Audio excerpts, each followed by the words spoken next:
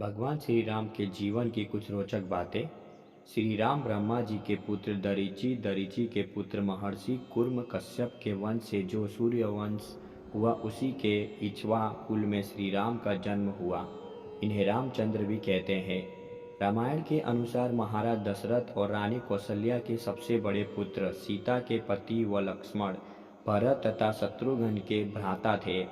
हनुमान उनके परम भक्त हैं। लंका के राजा रावण का वध उन्होंने ही किया था। उनकी प्रतिष्ठा मर्यादा पुरुषोत्तम के रूप में है, क्योंकि उन्होंने मर्यादा के पालन के लिए राज्य, मित्र, माता पिता तक का त्याग किया। परंपरागत रूप से राम का जन्म त्रेता युग में माना जाता है।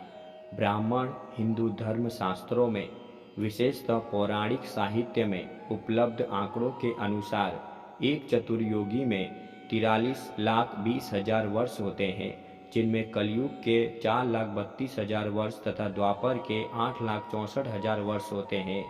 राम का जन्म त्रेता युग में अर्थात द्वापर युग से पहले हुआ था। क्योंकि कलयुग का अभी आरंभ ही हुआ है, लगभग 5,500 वर्ष ही बीते हैं और राम का जन्म त्रेता के अंत में हुआ तथा अवतार लेकर धरती पर उनके वर्तमान रहने का समय परंपरागत रूप से 11,000 वर्ष माना गया है। अतः द्वापर युग के 8,64,000 वर्ष प्लस राम की वर्तमानता की 11,000 वर्ष और द्वापर युग के अंत से अब तक बीते 5,100 वर्ष, कुल मिलाकर 8,80,100 वर्ष। अतः एवं परंपरागत रूप से राम का जन्म आज से लगभग 8,80,100 वर्ष पहले माना जाता है। वे भगवान विष्णु के अवतार माने जाते हैं। श्री राम का जन्म वैवस्वत मनत्व में 23वें चतुर्युग के त्रेता में हुआ था। उन्होंने करीब 11,000 वर्ष अयोध्या का शासन किया था। श्री राम विश्वामित्र के साथ यज्ञ की रक्षा के लिए छोटे भाई लक्ष्मण के साथ गए और ताड़का आदि राक्षस मारे। उसके बाद गुरु के साथ राजा जनक के यहाँ उनकी पुत्री सीता के स्वयंवर में पहुंचकर शिव के धनुष को तोड़ सीता से विवाह किया। जब उन्होंने अगला राजा बनाया जा रहा था, तब उनके पिता के वचन के लिए 14 वर्ष वनवास जाना हुआ, जहाँ पर लक्ष्मण ने शूर्पणखा के नाक कान काट दिए और उसके भाई खरदूषण का राम ने वध कर दिया। माता सीता का अपहरण रावण द्वारा किया गया, जिसकी खोज में जटायु पक्षी जो बात करता था, जिसने रावण का प्रतिकार किया था, का पिता के सम्मान अंत्येष्टि संस्कार किया। आगे हनुमान सुग्रीव से मिले। सुग्रीव ले भाई बाली का वध कर सुग्रीव को राजा बनाया। हनुमान ने माता सीता की खोज की। रावण के भाई विभीषण को शरण दी। रावण और इसके 1,00,000 से अधिक पुत्र, 1,50,000 से अधिक पौत्र को कुंभकर्ण, मेघनाद सहित मार गिराए। रामेश्वर में शिवलिंग स्थापित किया, जो कि ज्योतिर्लिंग के रूप में प्रसिद्ध है। नवरात्रि शक्ति की पूजा की। समुद्र पर पुल बनाया और रावण को विभीषण के द्वारा बताए रहस्य से जानकर मार गिराया। पुष्पक विमान ले माता सीता को अग्नि परीक्षा करा लेकर शीघ्र भारत भैया के पास अयोध्या पहुँचे। ऋषि वाल्मीकि ने रामायण की रचना की थी। लेखक गोस्वामी तुलसीदास ने भी उनके जीवन पर केंद्रित भक्ति भावपूर्ण सुप्रसिद्ध महाकाव्य रामचरितमानस की रचना की थी।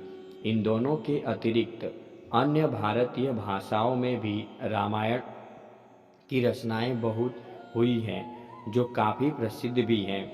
स्वामी करपात्री ने रामायण मीमांसा में विश्व की समस्त रामायण का लेखा है। दक्षिण के क्रांतिकारी पेरियार रामास्वामी व ललई सिंह की रामायण भी मान्यता प्राप्त है। भारत में श्री राम अत्यंत पूजनीय हैं और आदर्श पुरुष हैं।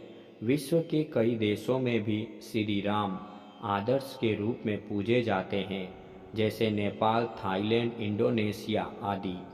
इन्हें पुरुषोत्तम शब्द से भी अलंकृत किया गया है, जिनका इनका परिवार आदर्श थाईलैंडी परिवार का प्रतिनिधित्व करता है। राम रघुकुल क्षत्रिय में जन्मे थे, जिसकी परंपरा रघुकुल रीति सदा चली आई, प्राण जाई पर वचन न जाई की थी। ब्राह्मणों के अनुसार राम न्याय प्रिय थे।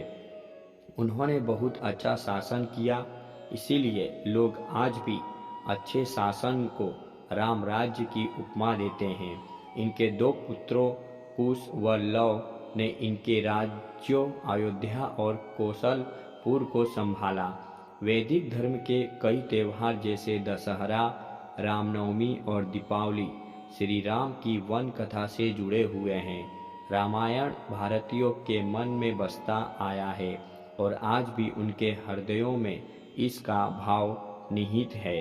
भारत में किसी व्यक्ति को नमस्कार करने के लिए राम राम, जय सिया राम जैसे शब्दों को प्रयोग में लिया जाता है। ये भारतीय संस्कृति के आधार हैं। राम और कृष्ण दोनों ही विष्णु का अवतार हैं, अतः ये दोनों एक ही हैं। जब रामचंद्र जी का जीवन पूर्ण हो गया, तब वे यमराज की सहमति से सरयू नदी के तट पर गुप्तार घाट में देह त्याग कर पुनः वैकुंठ धाम में विष्णु रूप में विराजमान हो गए। दोस्तों, वीडियो आपको अच्छी लगी हो तो वीडियो को लाइक और चैनल को सब्सक्राइब जरूर से कर देना और कमेंट में जय श्री राम अवश्य लिखें।